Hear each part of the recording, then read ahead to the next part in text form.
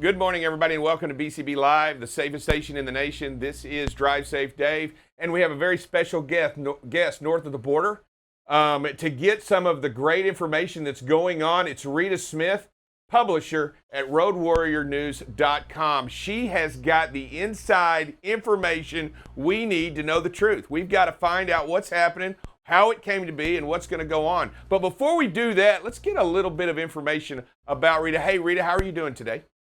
I am doing great, Dave. Thank you so much. Oh, perfect. So tell us a little bit about you and how you got it and how you evolved into this story. Sure. It's an amazing tale, really, of me not expecting to end up in the middle of the storm, and here I am. That's fine. I can live with it. It happens often in my life. So, Dave, a year ago, I was writing for the government of Ontario. I had two members of parliament who were my clients. I'm a writer. I've been writing for 37 years now. That's how I earn my living.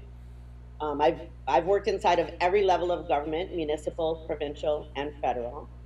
And I would like your listeners to understand that earlier in my career, 2006, 7, 8, 9, I worked at Health Canada in our nation's capital, in Ottawa. I was the Director of Communications for Canada's Federal Minister of Health. And I was there during the period of time that Canada was recovering from SARS. You might remember SARS in 2003. People died. It moved really fast. Deadly infection. Canada was called upon to deal with it, and Canada did a good job of dealing. Well, they handled it at the time, and then afterward, they did a ton of work to figure out how they could make sure that never happens again. That was SARS in Canada in 2003. I was at Health Canada 06, 07, 08, 09 while we dealt with the aftermath of SARS. Fast forward to 2019, I'm working inside the Ontario government as a writer. And I couldn't help but look around at the work, that the messages that were coming to us and the messages that it was incumbent upon us to share with people on the ground, voters, residents, citizens, was all lies. It was all untrue, based upon my experience at Health Canada in 06, 07, 08, 09. Our levels of government, all levels of government, were making insanely damaging decisions based upon no science whatsoever. None.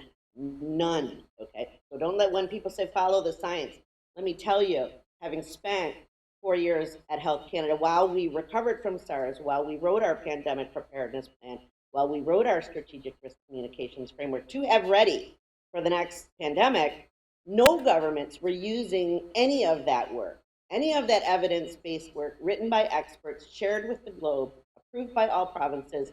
All that work just went right by the wayside. And what I was being called upon to do as a writer for the Ontario government was lie to the people, and about the dangers of the disease, about about the requirement for lockdowns, which has never been a requirement. Zero. Never in human history have we locked down the healthy people. We quarantine sick people. We've never locked down the healthy people ever in history. This is the first. It's going to turn out to have been an absolute disaster. So I quit my Ontario government job. I couldn't stand the lying. I work, as I always have, with a lot of small business owners who were being forced into bankruptcy, who were losing their businesses, losing their homes. Their kids were losing 2 years of education, and I had to talk to these people, in real life. I had to actually talk to them, look into their eyes. And it was one of the taxi brokerage owners in Toronto that I've known her since she was like 12 years old.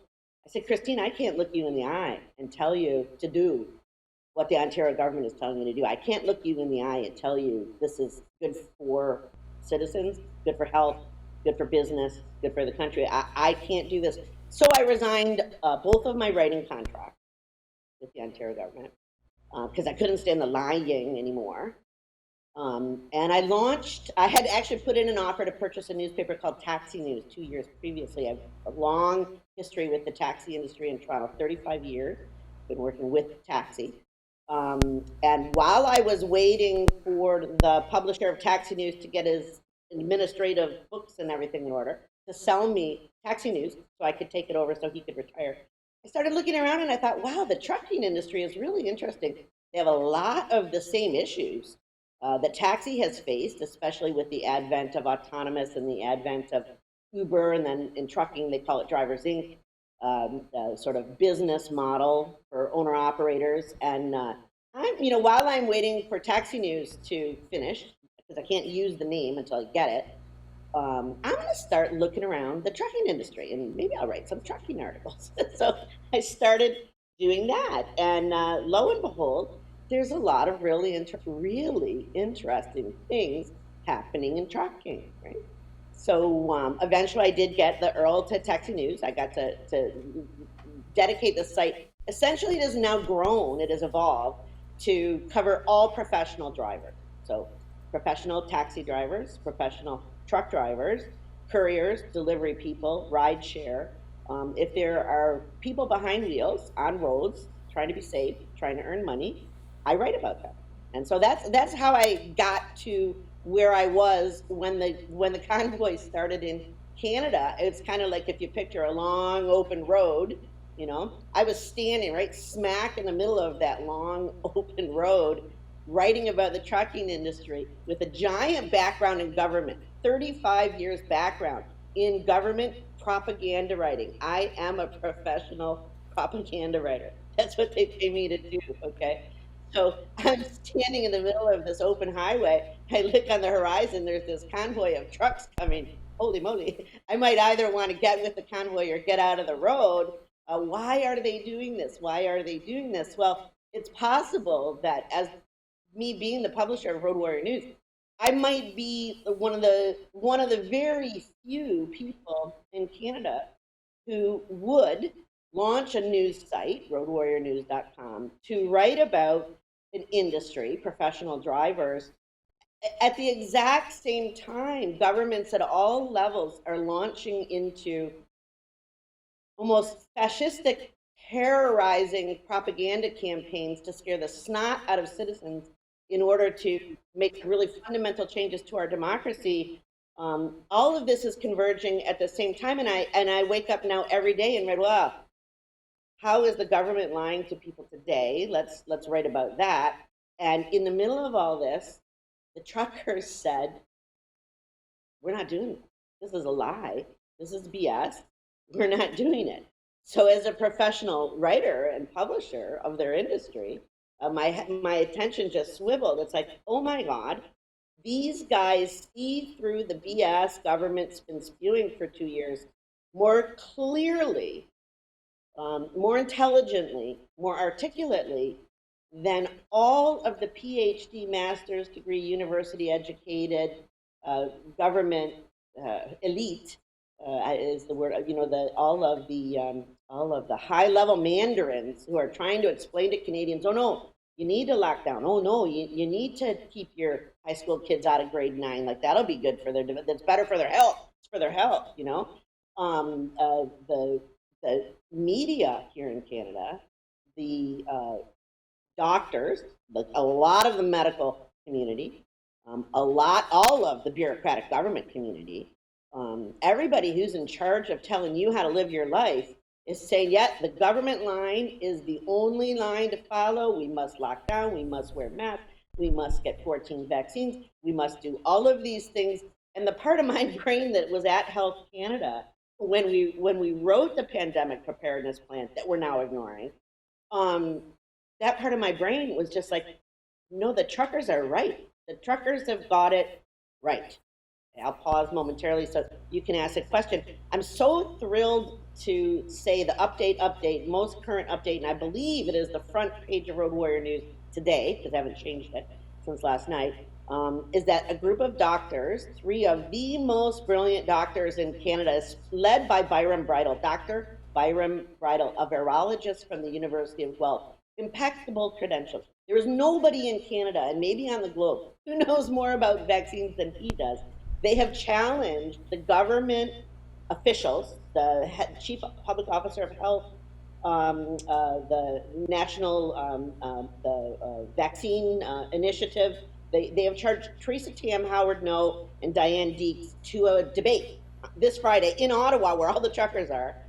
They've challenged them to say, bring your evidence and show us on what you base the lockdowns, And we'll show you our massive background in clinical science and evidence-based medicine to rebut any reason that could have been for these mandates, for these lockdowns, for these school closures, for these mask requirements. You bring your evidence and we'll bring ours and we'll have a debate. So they've offered to do that on Friday afternoon, February the 11th in Ottawa at the Marriott where all the truckers are. Okay. So hopefully that is actually in fact going to happen.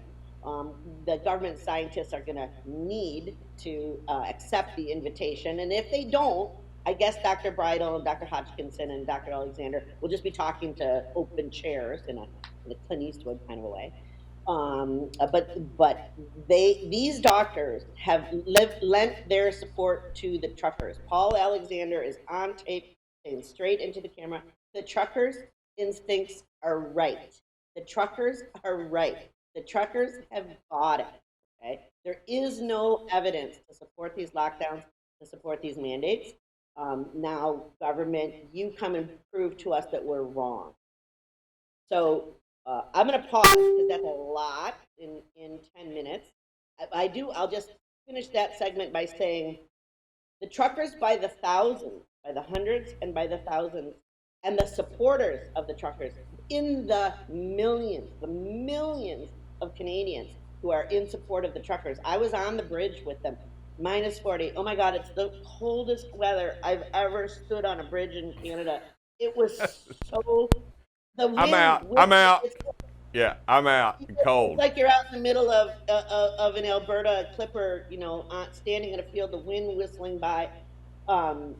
It was the coldest day that I can remember in 40 years of living in Canada, 50 years of living in Canada, and the bridge was packed. That bridge was packed. The next bridge was packed. The next overpass was packed. The roadways, the highways, the hills, the embankments were packed. Canadians support the truckers. Canadians police. So as the doctors say, the truckers' gut instincts were right. This is all BS. Okay, it's all baloney. It's all based on lies, and we don't know why. I don't even want to go why. I don't want to go there. What's the motive behind all this? But what I can tell your listeners is what I knew working at Health Canada on pandemic preparedness for the nation and internationally um, in 2006, 7, and 8, when we created the pandemic preparedness plan, is not in any way, shape, or form what has happened in Canada for the last 2 years. And the truckers, not the doctors, not the teachers, not the parents, the truckers said, this is baloney, enough of this. And they organized. They have done an absolutely phenomenal organization. It's like a military movement, to get 1,000 trucks to leave Vancouver and drive to Ottawa in winter. Look at the map. You know how far that is. The map. You could cross Germany like 100 times by the time you can get from Vancouver to Ottawa. The logistics, the financing, everything required for truckers from Vancouver to head to Ottawa, while truckers from Nova Scotia headed to Ottawa, while truckers from the north in Ontario, Timmins and Kapuskasing, Kenora, Algoma, the far north, like you're getting really close to the Arctic Circle when you get that far north. French truckers from Quebec. Canadian separation has been obliterated, the whole thought of it, by the unity between the French truckers and the English-speaking truckers. They're all celebrating together in Ottawa now. They want these mandates lifted. They are not buying the baloney from the politicians. Justin Trudeau can say whatever he wants. Theresa Tam can say whatever she wants. Howard Knoll can say whatever he wants. Bill Gates can say whatever he wants. The truckers are going, nah, no, and we don't think so. Like, we're not buying it. You guys roll this back right now. So they cannot be, their brains cannot be hypnotized. The truckers, God bless them, they cannot be hypnotized by the political and media classes. And so the clash you're seeing in Canada right now, where the rubber meets the road, is straight up common sense, Canadian common sense from professionals who drive for a living, to the elite class, the political class, who deal only in words. They deal only in words. They think that if they throw enough words at the truckers or at the citizens, we'll buy it. And the truckers are going, nah, we're just going to park here till you figure it out. And that's what they're doing. And I love them. God bless them. Yeah, it's been pretty remarkable. We see videos, images, and small news clips of the roadways and the blockages, and in downtown Ottawa, the massive amounts of trucks and their support going on. The story released this morning, which was very interesting. The tow trucks have refused to go tow the trucks out. They've actually banded with the truckers and said, hey, you know what? We're not interested in towing those guys either. I mean, we're not going to do it either. It's very interesting what's going on, and I guess really, I tell you what we love here is the driver. The drivers that you've spoken to, the ones on the ground doing it now. Where are they? Because I'll tell you, as a driver, if you're not moving, you're losing money. And then to great expense to themselves and their own fortunes, they're doing what they consider important. What are they saying to you? Well, I think it's fair to summarize by saying they realize this is now or never. They're the truckers who are spending their own money, their own time. Some of them have brought their own family members, keeping company on the road, sleeping in the sleeper cabs and eating food that's there for them in Ottawa. They see this as now or never. They understand that if Canada rolls over and allows Justin Trudeau and his government and the provincial governments to, there's a saying that says, if I can make you believe absurdities, I can make you commit atrocities. So if these truckers, somebody had to stand up to the absurdities. It turns out to be truckers. They know that this could cost them everything. They're reminded of it every single day. Politicians are now saying their licenses should be pulled. They should be fined thousands of dollars a day. This could mean bankruptcy. Well, COVID was going to mean bankruptcy anyway. This could mean loss of employment. This could mean a tremendous amount of, they could lose their homes. This could mean a tremendous amount of sacrifice, and they would rather do that. They say it over and over again. They would rather do that than watch Canada become Venezuela or Germany before World War II. You know, the Canadians are pretty proud of their parliamentary government. They see what's happening in Australia, which Road Warrior News covered pretty extensively in August. They see this as the last moment slipping away. And they don't want to have to say to their kids, well, yeah, when we lost our democracy and now the system that you're growing up in, the social credit system, we saw it coming and we did nothing. None of the truckers that are there in Ottawa, none of the organizers, none of the families that are supporting them are afraid of losing everything. They're afraid of living in this nightmare fascist world where government gets to tell them what to do and what they have to take in their bodies. And they're actually using their bodies and their trucks as a shield to prevent that from happening. I think I mentioned in one of the earlier emails where I explained to you, I can come on your show, but not to talk about trucking as a business, you know, a profit-making business, return on investment, driver training and safety.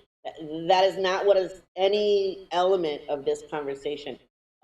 This is, if you compare it to the American Revolutionary War, the truckers are our Minutemen. They're the Minutemen. They're the militia. They're the thin, noisy line with all the horn honking, standing between passports to eat in a restaurant. Do Americans understand that?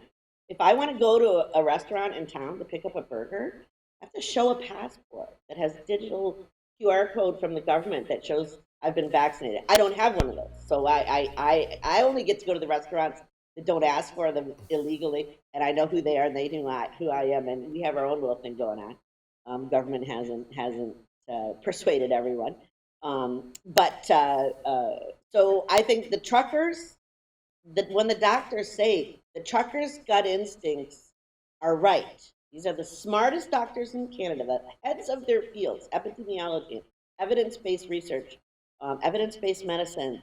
They're saying the truckers' gut instincts are right. And thank God that they are. Thank God they can't be snowed. Thank God they don't buy the lies.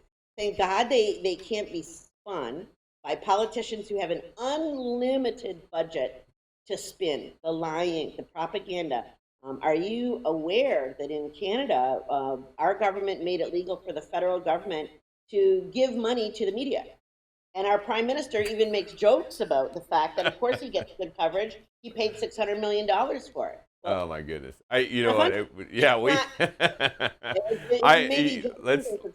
Yeah, It's we not. want to You squeeze. turn on the news. If you see a clip from CTV or Global, or God forbid the CBC, which we refer to as the Communist Broadcasting Corporation in government media, if you get a clip from one of them that says anything about the truckers, it was written in the prime minister's office. It's the approved key message of the day. It's distributed to the news media. They read it like it's news. It's not news. It's straight up government propaganda. Straight up government propaganda. No, and we've just tuned them out. Canadians have just tuned them out. They're very pouty about that too. Even to the point that when they show up to cover events, God, there's a fabulous of an Eastern European immigrant who fled communism shouting at a global reporter, "Why are you lying? Why are you telling lies? Why are you telling lies?"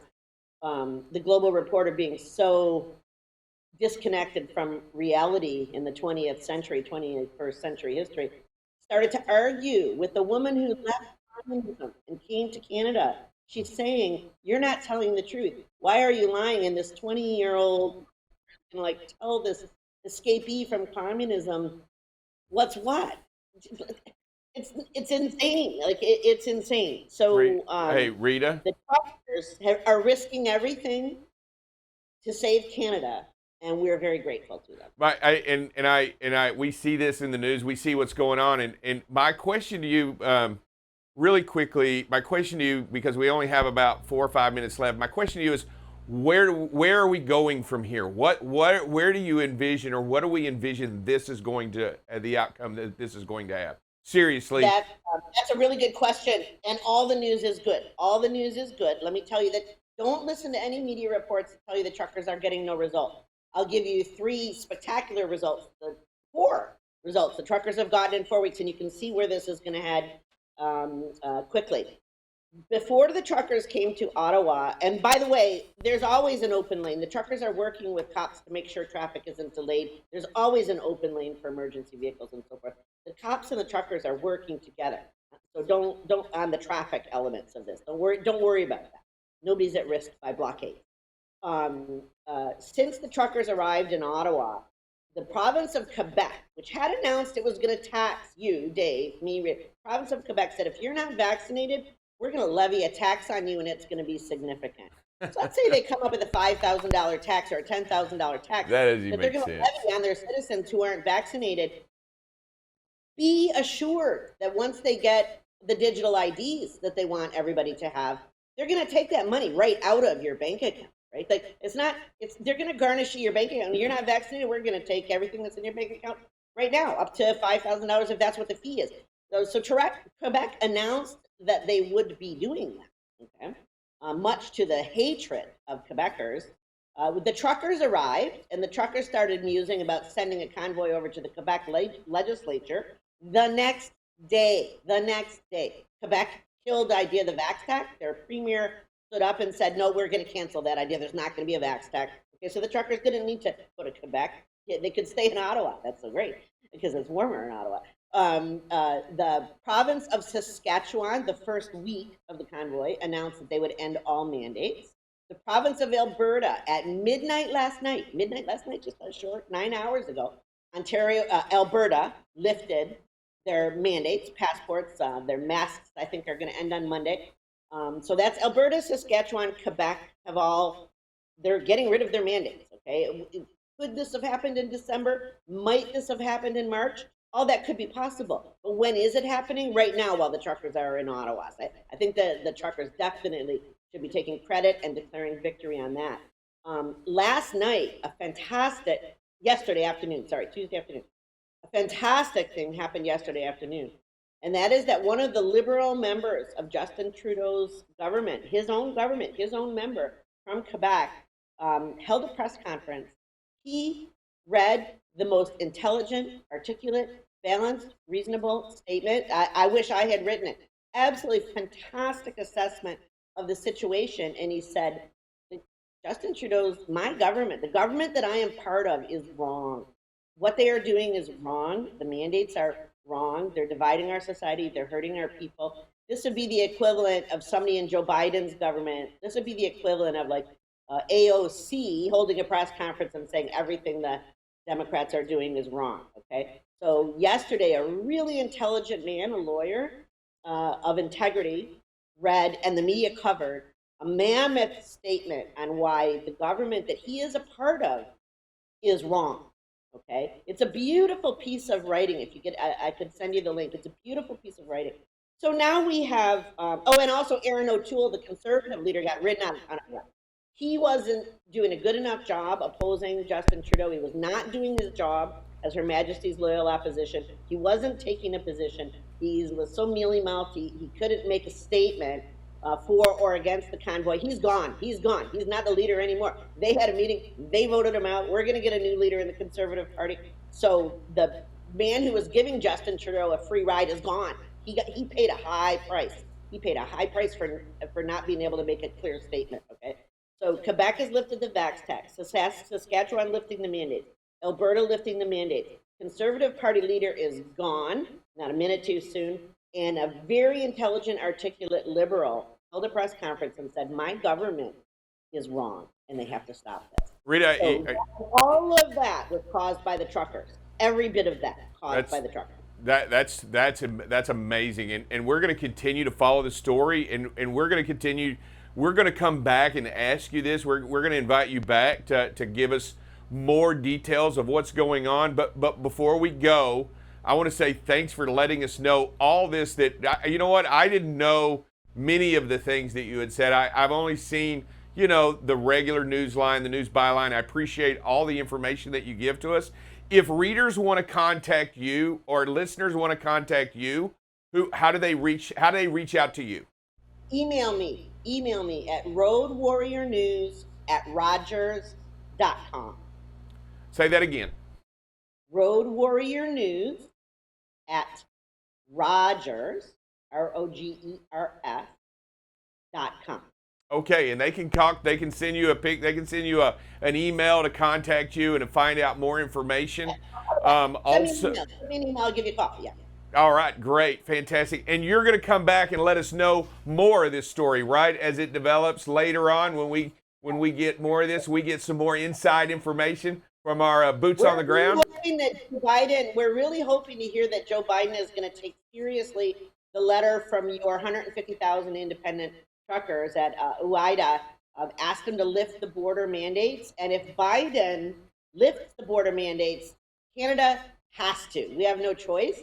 So on the day when Joe Biden says, yeah, why not lift the mandates? It'd be better for business if we did, and it won't impact anybody's health.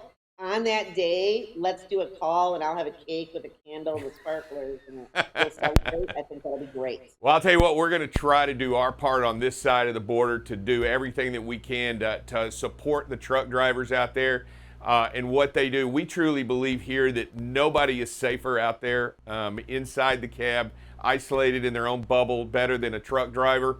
Through this entire, they have shown that they are the heroes through this pandemic, and they continue to demonstrate their heroic endeavor throughout this entire cause. Rita, thank you so much for being on. We appreciate everything that you have brought to the table. Do me a favor before you go. Say your name and say BCB Live, the safest station in the nation. This is Rita Smith, and I'm proud to be with BCB Live, the safest station in the nation.